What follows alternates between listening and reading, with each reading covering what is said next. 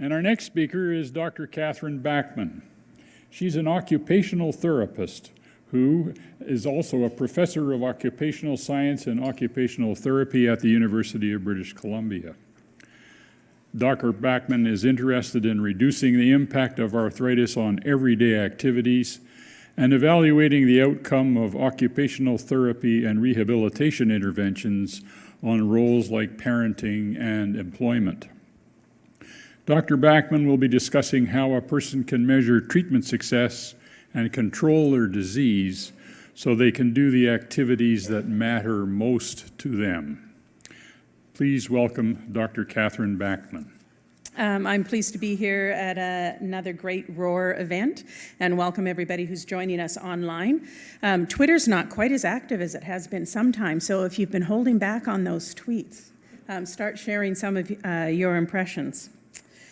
I'm going to be talking about moving from what's the matter to what matters to you. So we know that people do better and they have better health and quality of life in the long run when they're actively involved in their care. Their partnership with their health professionals depends on the health professionals knowing what actually matters to the individuals. So to plan that treatment, it sometimes is easy to fall into asking the question, what's the matter with you, instead of what matters to you.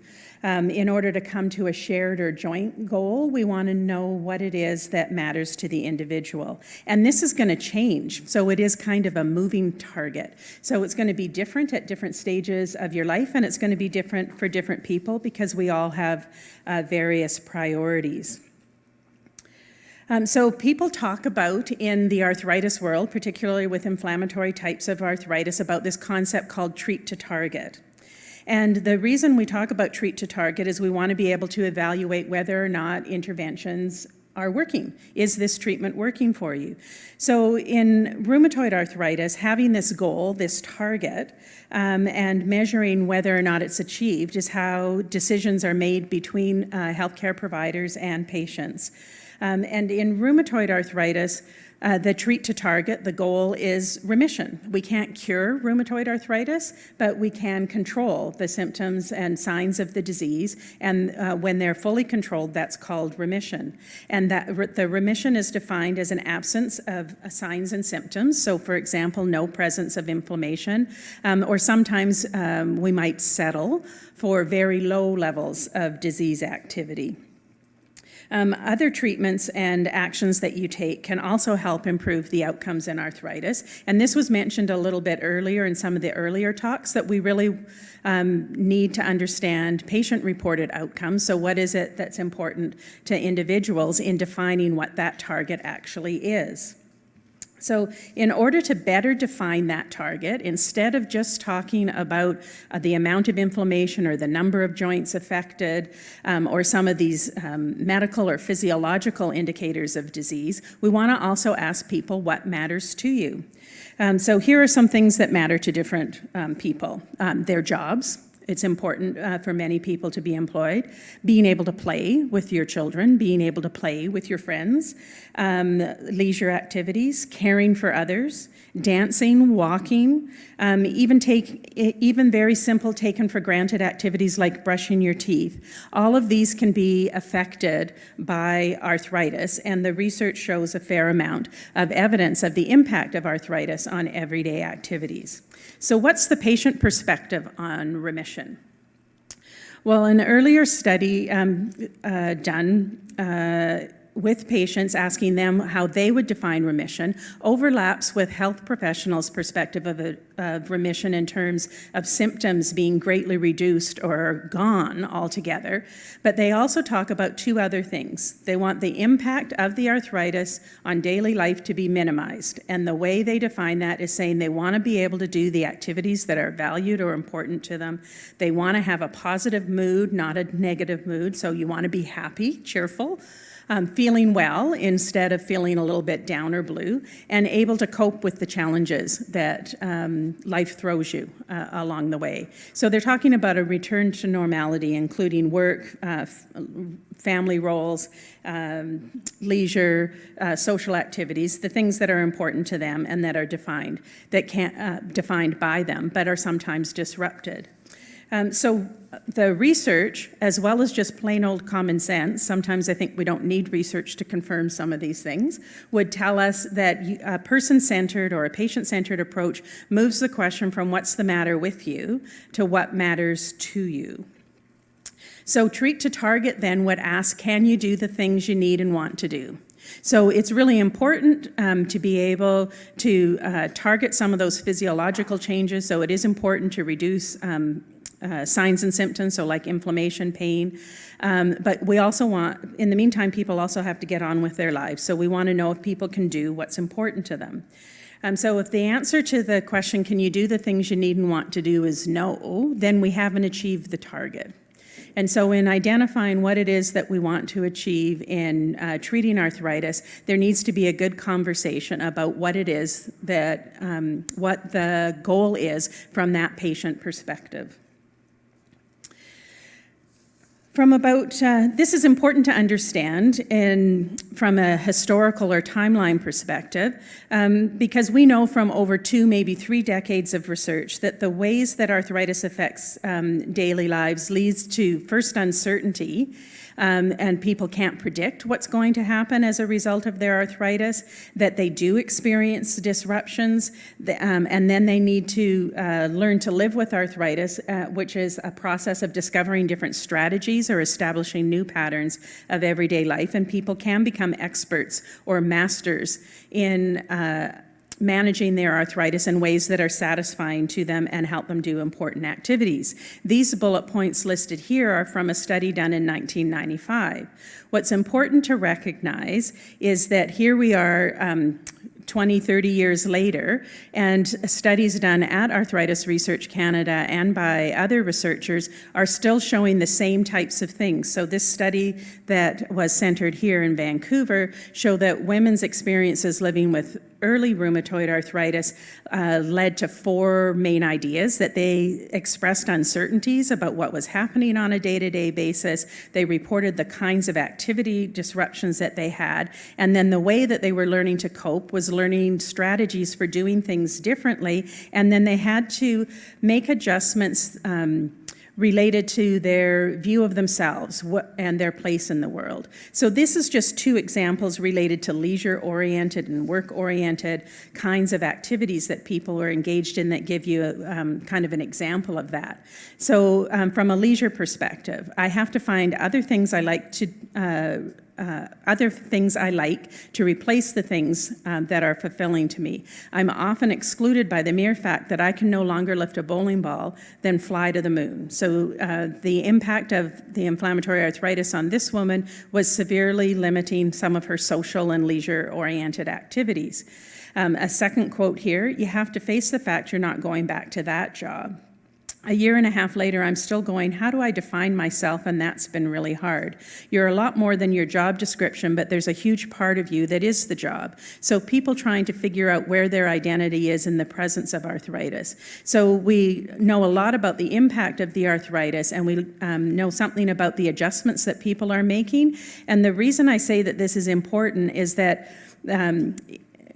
you heard earlier mentioned today about biologics. So there was an assumption, because the biologics have really been a transformative kind of drug and are really making a difference on the amount of inflammation and getting that under control and the number of swollen and sore painful joints. But there hasn't been a whole lot of change on helping people achieve the goals about what matters to them, perhaps because we weren't asking the questions in the right way. So now that we have these better drugs and better medical treatments, we can also look at what are better ways of helping people sustain the quality of life that they'd like to achieve. That study was women. Here's one from the UK on men that I've included because I think it's kind of cute, the quotes that these authors chose. So like, for example, sometimes the wife had to put me socks on, like I wouldn't wish it on nobody. So the mind is willing and wanting to do it, but it's the body that's not allowing me to. So arthritis can have a pretty profound effect on people. You can tell this one, again, is from the UK. As a cricket captain, you have to be able to play cricket, don't you? And I had to give that up. So people are trying to figure out how they can forge a new identity in the presence of their arthritis while managing those symptoms. Studies of people with multiple chronic diseases, including arthritis. So we know that lots of times people are trying to manage the advice that they get for more than one condition. One health condition shows that people with these complex situations do have concerns about the way they do the daily tasks. How do they continue to do the things they need and want to do? And they are seeking some continuity with the person they'd become familiar with, who they were before the diagnosis of arthritis, and who are they now. And so going forward, they want to be able to maintain those valued social roles, being a worker, being a mother, and living a normal life. I've talked mostly about or summarized some of the research that's related to inflammatory types of arthritis, like rheumatoid arthritis, because there's more research in that particular area. But I popped this title of a paper in to remind me that we're seeing the same sorts of things in osteoarthritis, that people have different goals, different things they need and want to do across the lifespan. And osteoarthritis, which is much more prevalent than the inflammatory types of arthritis, also affects the social roles, so the things that people want to engage, the things that they need to do with their families, with their work colleagues at work, leisure and social activities in which they want to engage. So no matter what age, whether it's a young child participating in school, a middle-aged adult trying to forge a successful career, later on in life where you get to do more discretionary activities, or at least that's the promise to us as we approach some retirement, is that we'd have more discretion and get to do what we truly want to do. So these things are important. So treat to target then. If we measure what matters, the goal of individuals is not really a new idea, but it's very important to first ask what matters to you in order to define the outcome so that we identify treatment success and we know that people are successfully managing the arthritis in ways that are going to work for them. If we use this information in addition to the traditional or current measures of disease activity, we will be able to better identify when treatment is successful. So to close, I do want to plug our study table. For those of you who are here on site, that a number of people are here to let you know about different studies being conducted at Arthritis Research Canada, and I have to plug my own. So one of the trainees there, Flora, is just embarking on recruiting participants for her doctoral study, where we're looking at the health-promoting benefits of everyday activity, and you don't have to have arthritis to participate. So we're looking at people who have inflammatory types of arthritis, but we're also recruiting people from the general population. So if you want to help us figure out what people need and want to do and how we can help them do that in the presence of arthritis, we would welcome you to jog on over to that side table. Thanks very much. Thank you. 23 years ago, nobody ever asked what mattered to me. They told me. I'm a huge fan of occupational therapy, as you know, Dr. Backman. But what I'd like to know is, where does somebody go now? Like, what do you do if you, I'm sure that there's people here that would like to know how they get on with life and get to that point. Where do you suggest that they even turn? Where do you turn in order, I just want to rephrase your question. To get sort of occupational therapy information on how to work in the kitchen, how to cut down that fatigue. There's so many different things, and I know that there's a lot of information on our Arthritis Research Canada. Yep. We actually have a manual that's There's incredible. part of my answer. Oh, okay, good, thank you. Yeah, so you're talking about the strategies for doing things differently, so you can do the things that are really important to you. So the Arthritis Patients Advisory Board developed a lifestyle manual that's on arthritisresearchcanada.ca website. So that manual is a good place to get some resources. The Canadian Arthritis Patients Association, CAPA, so there's another acronym that we've all learned this morning. So they have a number of resources, strategies. So you're learning, it's information for patients by patients, so you're getting advice from people who have been there. So it's like having a coach who's just a little bit further down the trajectory than you, who can share those experiences. So one of the resources, for example, is on pregnancy and parenting. So if you want strategies on how to effectively parent in the presence of the ups and downs of arthritis, there's some tips there. And then the Canadian Association of Occupational Therapists also has information on their website, but I will tell you the search function there is not very good. So these things can be hard to find. There is a one-stop shop now in BC called Arthritis BC and Me. If you Google Arthritis BC and Me, it collects information for people living with arthritis throughout the province. Yeah, which is a great resource because it connects to the publicly available information from a variety of different organizations. So you can, for example, get information from the arthritis program at Mary Pack is part of that whole consortium. So you can pull together expertise from a variety of different sources there. I have a question from online. When you ask people what matters to them, it's great because it's at an individual level. How would you say people's responses would vary based on how engaged people are in their own health care? I would say that people's responses vary in general, and they will vary related to how involved they are in their healthcare, because people who are more engaged and have developed a more open relationship with their healthcare providers are more assertive, and they have a different kind of conversation. So they won't hesitate to tell their healthcare provider what matters to them or what's working or not working.